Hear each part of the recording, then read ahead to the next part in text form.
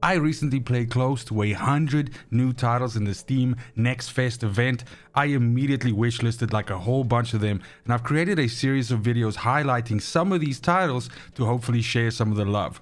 The previous parts of the series are in the description down below, but without any further ado, let's jump into some games. The Entropy Centre is a brand new adventure puzzle solver by Stubby Games and publisher Playstack.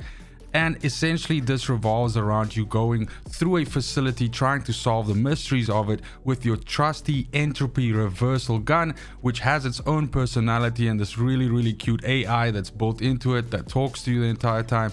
And essentially you will use this weapon to reverse the entropy of items, essentially moving them forward and backward in time to solve all the different physics-based puzzles in this game. Oftentimes these puzzles revolve around planning out the timing and the sequence of events as you move items through the room, so that when you actually then trigger and have that sequence of events passing through, it essentially solves the puzzle for you. Like for instance, a box moving from one side of the room to the other side and touching two touchpads and eventually coming to rest on a third. When you reverse that, you actually hit them all in a row, and that is the sequence that you need to essentially pop the door open. It's impossible not to see the influence that games like Portal and its sequel has had on this, and that is really not a bad thing, since that is an amazing pedigree of puzzle solver to be compared with. The presentation, visuals, control and voice acting here is all top notch, specifically drawing attention to Astra, the AI that powers your rifle.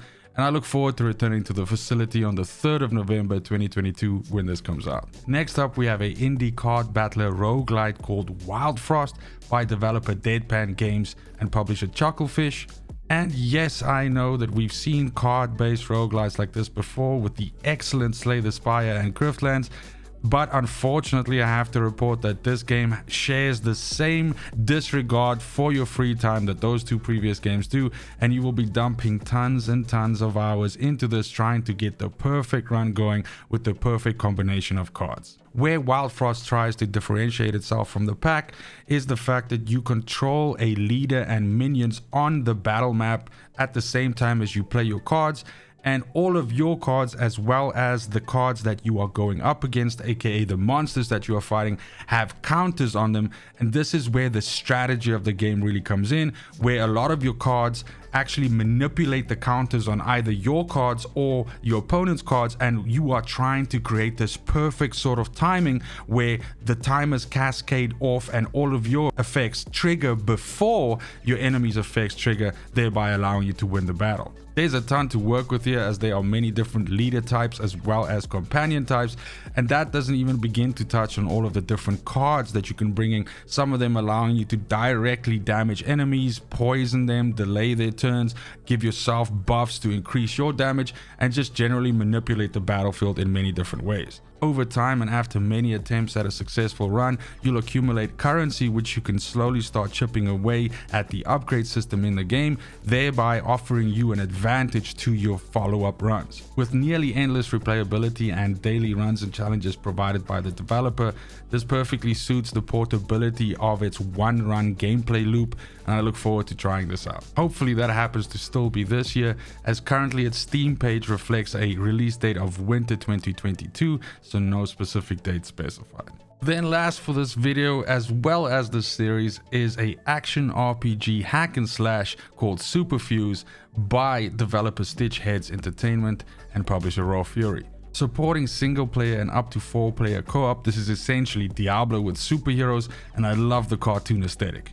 Where this game tries to set itself apart from its contemporaries, infused as part of its namesake Superfuse, is the way in which you can manipulate the different skills that you use in the game by augmenting and changing them with different fusions of other abilities. As an example, one of the skills that I used a lot in the demo was essentially a flame wall skill that started out as a fairly petty flame wall, just 1 meter and 4 meters long, and then with several different augments that I fused onto it, for instance increasing the length, the width and the girth of the flame, as well as making it move out in a wave from me, and then eventually getting a double up fusion which allowed it to move in 2 different waves from me before merging again into one.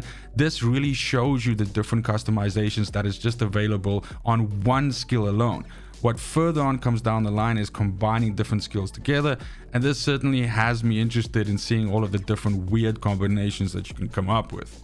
Now, one big criticism that I have, and this could totally just be a demo thing, is that the game had this weird frame hitching issue, and no matter what I tried with the demo, trying different graphic settings, trying different resolutions, switching to super low graphic settings and super high graphic settings, I wasn't able to get this hitch to go away.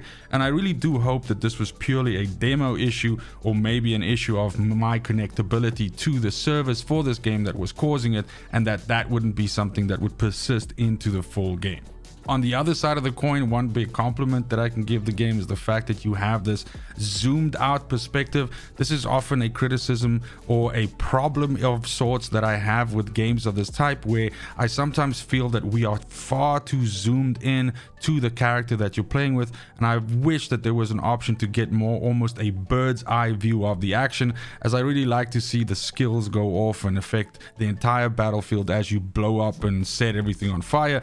And that's definitely something that this game is not shy to do. You get this kind of like zoomed out view, and you're able to see all of the different things that are happening on the battlefield. I wonder somehow if that's not related to the hitching problem that I mentioned before, and maybe it's just an optimization problem, and that makes me super confident that most likely this is something that can be ironed out by the time the game comes out. Speaking of the game's release date, that is to be announced at the moment. So if you go over to the Steam page of this game, you'll notice that they do mention that a early access for Superfuse is dropping sometime soon, but even that date is not shared. So hopefully we won't have to wait too long before we get our hands on this, and I'll be looking forward to fielding some awesome superpowers on the battlefield when I do. And that's going to be it for the video. Thank you so much for watching, especially if you made it this far. Let me know in the comments down below which one of these games has piqued your interest, and let me know some games that I might have missed in Next Fest that you might have tried out and you haven't seen in this series yet. Other than that, it's just super important to me that you have a fantastic morning, afternoon, and evening wherever you are in the world. And until next video, fucking cheers. They want the best of me now, best of me now, best of me now, best of me. They want the best of me now, best of me now, best of me now, best of me.